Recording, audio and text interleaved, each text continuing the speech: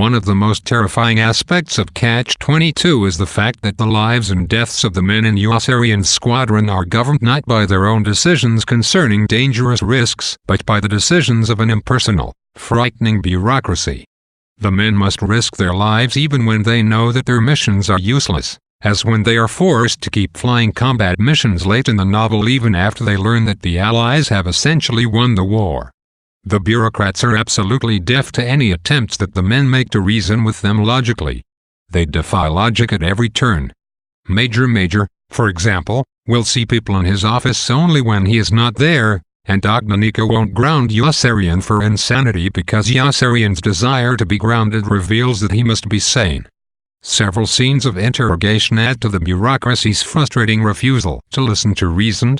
In one such scene, Shaiskopf interrogates Klevinger but will not let Klevinger state his innocence because he is too busy correcting Klevinger's way of speaking. In another such scene, the chaplain is taken into a cellar and accused of a crime, but the men interrogating him do not know what the crime is. They hope to find out by interrogating him. In these and other instances, Yossarian's companions learn that what they do and say has very little effect on what happens to them. All they can do is learn to navigate their way through the bureaucracy, using its illogical rules to their own advantage whenever possible. Even the chaplain begins to doubt his faith in God by the end of Catch-22. His disillusionment stems in part from Colonel Cathcart's constant attempts to use the outward manifestations of religion to further his own ambition. Heller's treatment of the subject of God is most focused in the Thanksgiving discussion between Yossarian and Shaiskopf's wife. Both are atheists. Mrs. Shaiskopf does not believe in a just and loving God, whereas the God in whom Yossarian does not believe is a bumbling fool. Yossarian points out that no truly good, omniscient God would have created phlegm and tooth decay, let alone human suffering. Yossarian has experienced so many terrible things that he cannot believe in a God who would create such a wide array of options when it comes to pain and death. But the loss of faith in God does not mean a world without morals for the characters. Instead, it means a world in which each man must make his own morals, as Yossarian does when he chooses to desert the army rather than betray his squadron. In the first chapter of Catch-22, we see Yossarian randomly deleting words from the letters that he is required to censor while he is in the hospital. At first, this act seems terrible. The letters are the men's only way of communicating with loved ones at home, and Yossarian is destroying that line of communication. As we learn more about Yossarian's world, however, we see that the military bureaucracy has taken the communicative power out of language. As Snowden dies in the back of the plane, all that Yossarian can think of to say is, there, over and over. He knows his words have no power to comfort Snowden, but he does not know what else to do. Faced with the realities of death and the absurdity of its circumstances, language seems unable to communicate any sort of reassurance. While language has no power to comfort in the novel, it does have the power to circumvent logic and trap the squadron in an inescapable prison of bureaucracy. Catch-22 itself is nothing but a bunch of words strung together to circumvent logic and keep Yossarian flying missions. Catch-22 even contains a clause that makes it illegal to read Catch-22, demonstrating how absolutely powerful the concept of Catch-22 is. Yossarian knows that since it is nothing but words, Catch-22 does not really exist, but within the framework of the bureaucratic military, he has no choice but to accept the illogical prison in which these words place him. Yossarian's one goal, to stay alive or die trying, is based on the assumption that he must ultimately fail. He believes that Snowden's gory death revealed a secret, that man is, ultimately, garbage. The specter of death haunts Yossarian constantly, in forms ranging from the dead man in his tent to his memories of Snowden. Furthermore, Yossarian is always visualizing his own death and is absolutely flabbergasted by the total number of ways in which it is possible for a human being to die. But Yossarian's awareness of the inevitability of death is not entirely negative. It gives him a sense of how precious life is, after all, and he vows to live for as long as possible. He also lives more fully than he would without his constant consciousness of life's frailty.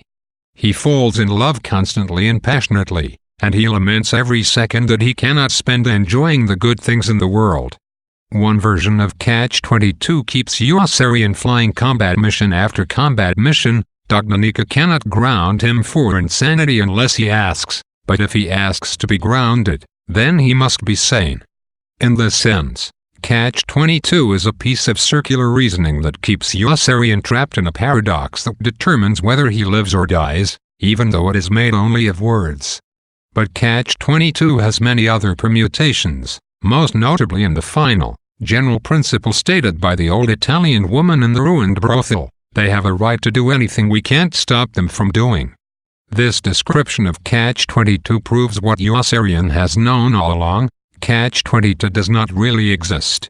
It is just a name made up for an illogical argument that justifies what is really going on. Behind Catch-22 stands an unswerving principle: might makes right. Catch-22 also manifests itself even when it is not explicitly named. Both the doctor and the chaplain have been caught up in their own versions of Catch-22, since war drastically undermines the premises of their professions and yet calls upon them to practice those professions in the name of war. Even Heller's style is in a way a Catch-22. The dialogue leaps haphazardly from one comment to another, often arriving at a point exactly opposite of that which the person speaking is trying to express. Colonel Cathcart wants to be promoted to general. To gain promotion, he constantly raises the number of missions that the men are required to fly before they can be discharged. The number of missions increases as time goes on, providing us with one of the few ways we have of keeping track of the chronology of Catch-22. The number of missions is also the primary trap from which the men in the squadron are unable to escape. Each time Hungry Joe completes his missions, or USArian comes near completing them, the number is raised yet again. The utter futility of trying to get out of the system the honest way, by flying the required number of missions, is what prompts OA and USArian to seek alternative methods of escape. First signed as a forgery by USArian in the hospital, the name Washington Irving or Irving Washington is soon adopted by Major, who signs the name because the paperwork with Irving's name on it never comes back to him. Washington Irving is a figment of the imagination who is, in a sense, the perfect person to deal with bureaucracy. Because he does not exist, he is ideally suited to the meaningless shuffle of paperwork. Aided by USArian, Milo comes up with the idea of selling chocolate-covered cotton to the government after he discovers that there is a glut of cotton in the market and that he cannot sell his own cotton. Milo's product hides the lack of substance beneath an enticing exterior, showing the way in which bureaucracy can be fooled by appearances and is unable to measure actual substance or real merit. The soldier in white, a bandage-wrapped, faceless, nameless body that lies in the hospital in the first chapter of the novel, represents the way the army treats men as interchangeable objects. When, months after his death, he is replaced by another, identical soldier in white, everyone assumes it is the same person. When the men go on bombing missions, they often later learn that the real purpose of the mission was either to make an explosion that would be beautiful when it showed up on aerial photographs or to clear out foliage so that better aerial photography will be possible. The photographs themselves, then, stand for the way in which the dehumanization of war, in this case, the detachment of the upper levels of military bureaucracy from the tragedy of war, allows for its horrors to be seen merely for their aesthetic effects.